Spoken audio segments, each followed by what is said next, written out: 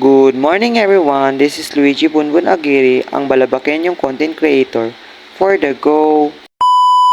Hi guys! For today's video, samahan niyo akong manguha ng sili. Dahil nga naubos na ang chili garlic oil na ginawa natin nakaraan, gagawa tayo ng chili garlic oil. Tara, samahan niyo akong pumitas ng sili. Alam niyo ba guys na ang sili na pinagkukunan ko ay isang puno lamang?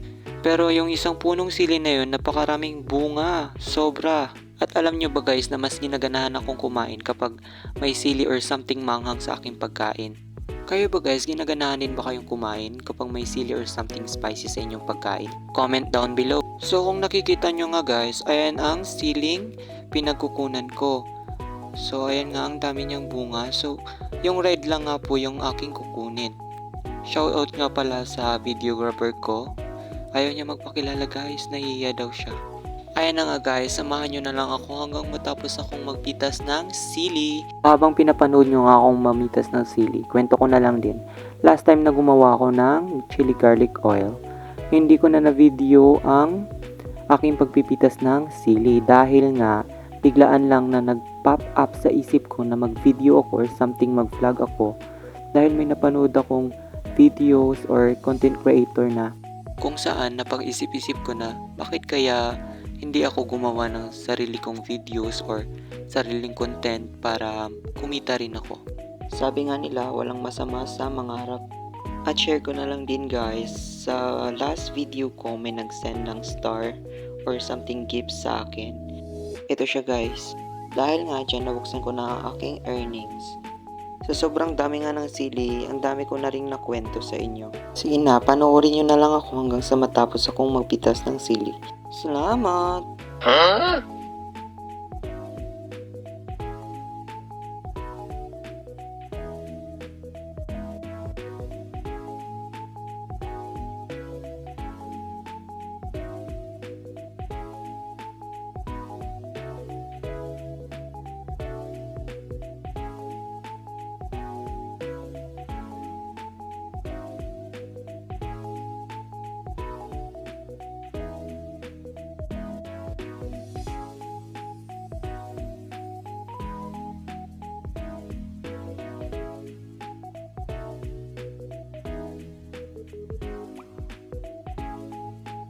So ayan na nga lahat ng nakuha kong sili guys. Hindi naman siya masyadong marami kasi yung red lang naman yung kinuha ko. Iniwan ko yung greens.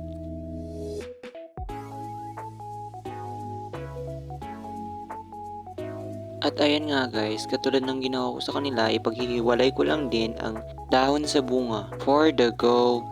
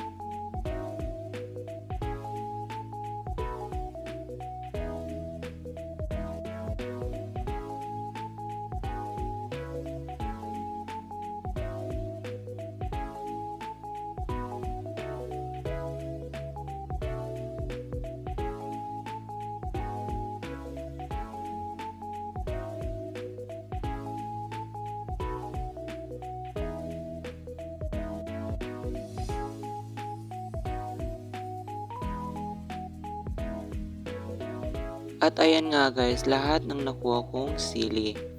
Hindi naman siya masyadong madami kasi ako lang din namang kakain yan.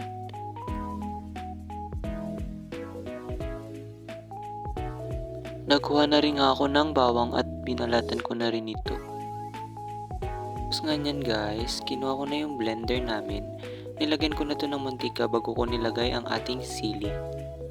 At nilagyan ko rin ito ng kunting asin or salt. At pagkatapos nga niyan guys, minekos-mekos ko lang to ng very light hanggang sa ito ay mapino.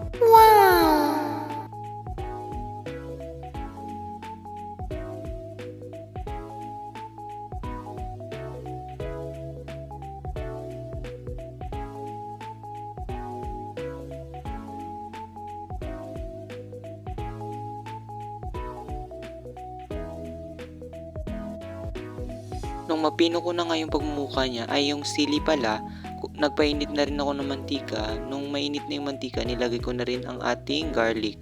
Bakit kasi may pa-ads? Uy!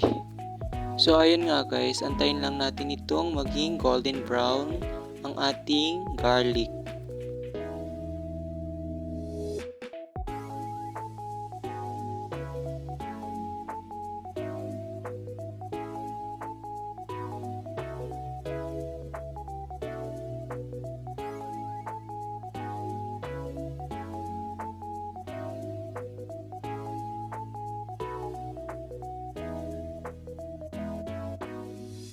At nung nag-golden brown na nga ito, sinunod ko na rin lagay ang ating sili.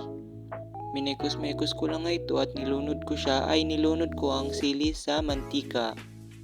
Minekos-mekos ko nga lang ito guys hanggang sa maluto ang ating sili.